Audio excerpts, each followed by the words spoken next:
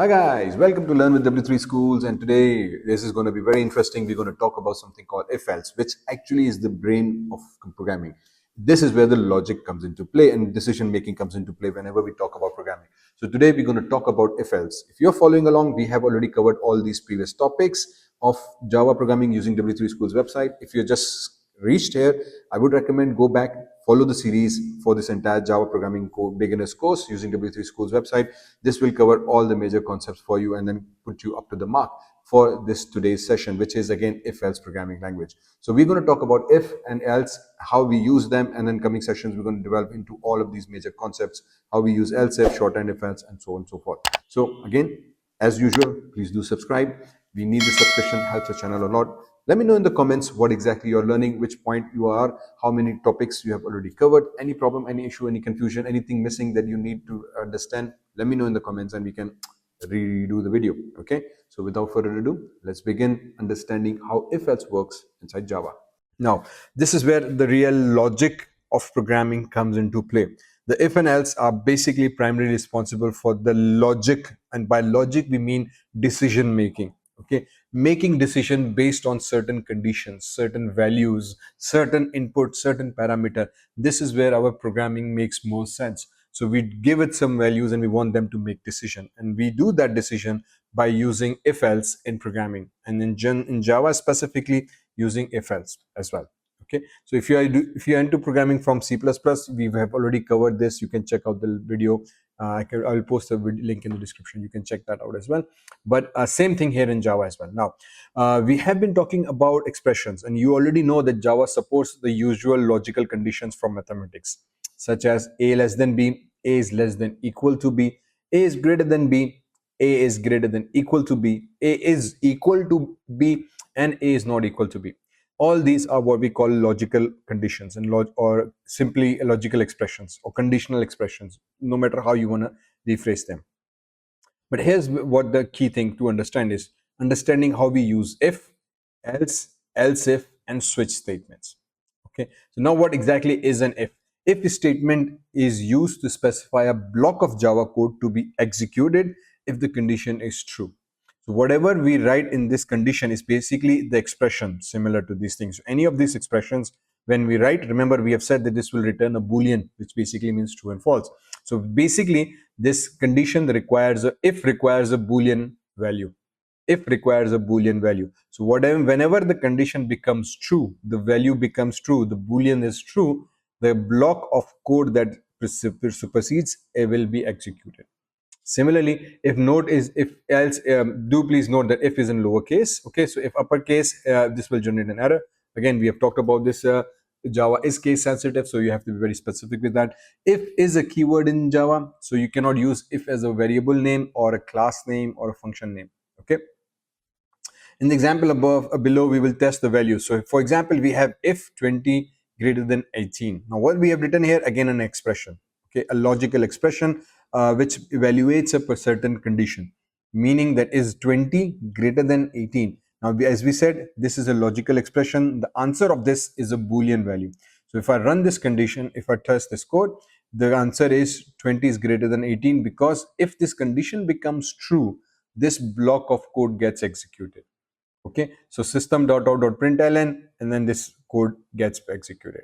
So for example, if I set this to be as 218, for example, now if I run this code, this nothing should happen, no output should come. Why is that? Because now 20 is not greater than 218, so this condition becomes false. Because this condition becomes false, nothing is printed. So if behaves like a specific statement, that it evaluates a condition. If the condition is true, only then the block of code will get executed. If the condition becomes false, then it will not execute, and the control from this if will directly jump to this, and in the code execution will stop. That's what if does. So this is where our logic starts to kick in. Okay, so and then, as I said, just to make one point clear, as I said, it requires a boolean. So if I write true, what should happen now? Okay, so if I execute this code, because if actually does not need this condition here, if it says I'm not concerned with this thing, whatever you write here, I'm not concerned, as long as the answer comes as true.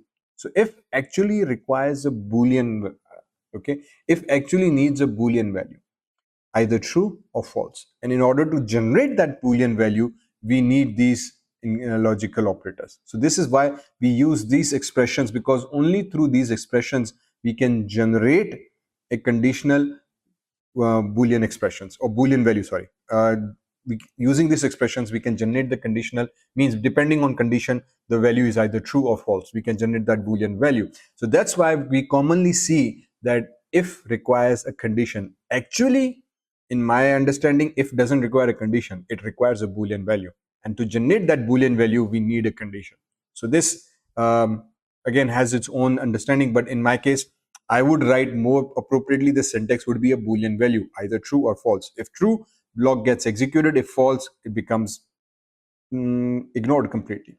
But in order to generate a Boolean value, we need this logical expressions. Okay, so that's how basically the logic or the coding you need to understand. So this is what we do here. We have written a logical expression to generate an output that will be either Boolean value, true and false. Okay, and then if requires Boolean. So if I set it to false, again this would work, but this time there will be no value, false, false. So Boolean actually needs true or false, or if actually needs a true and false. Okay, Boolean value. So if I run this code now, there will be no output. Okay, because the value is false. So because the value is false, this complete block of code is ignored, and the control from this if condition is completely thrown out and comes here. And these lines are ignored. There can be one line, there can be 1 million lines. If this is false, nothing gets executed. Okay, but again, it doesn't really make sense to make it false. So that's why we usually end up writing an expression to ensure a certain condition is met. If it is met, then execute this statement. So this is what if does. So in this case, let's we see that integer x is equals to 20, integer y is equals to 18. So we have assigned a value to variable. Again, this is called variable initialization and declaration.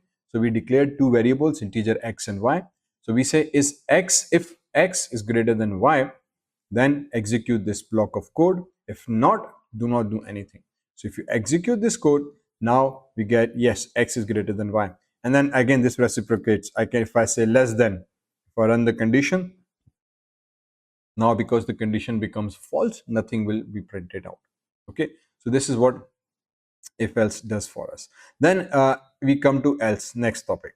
Now, as you can see this, if the condition becomes false, nothing gets printed. And this is quite lame, right? We need some response that, hey, your condition was incorrect, the value you entered is not right, or something, some form of message. If this condition becomes false, then I need to do something else. So this is where if else logic comes into play. So we say if condition becomes true, execute this block of code. Capiche? End the code. However, in the case where this condition becomes false, then you come here and execute else. So this is where if and else comes. So it's like, do this if your results are okay, but if it falls, then do that. So there's always an alternate plan B in our case. Okay. So if this thing does not work, do that. So this is where if or else word comes into play.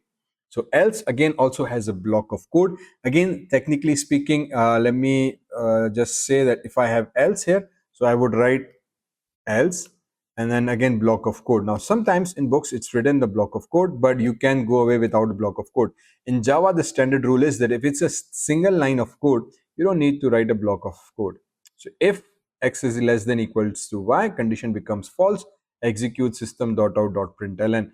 However, if else, again, if the condition becomes false, come here and then go into system.out.println, and then I can say, hey, it's false. Ta-da. Okay, so now we say else false. Now note there is no block of code. In my basic understanding, this should work fine. And as per Java's standard rule, this should work fine because there's only one line of code. If it's one line of code, then you don't need to write the block of code. Okay, so most of the time, certain books will tell you, hey, you always need a block of code, and most students tend to do that. And sometimes we give these questions in examination. What if I write this? Will this code run or not? Because I've not used the blocks. So how should that go? If it's a single line of code, it works fine. However, if you do use a multi-line of code, now Java starts to go crazy. Then say, hey, hang on. I need a single line statement. These are multi-line. These are two lines of code that you have written inside if. So if this condition becomes false, what should I do? Which one line should I ignore? Should I ignore this line or this line? There's no block. I don't know. I'm only supposed to go with line. So that's why we always recommend to go for a block. But do always note that if you're writing just one line of code, you don't need a block. Same goes with the else as well. So if you're writing multiple line of code, then you do need block. So you can have blah, blah, blah, multiple line of code, and then you need to write a block.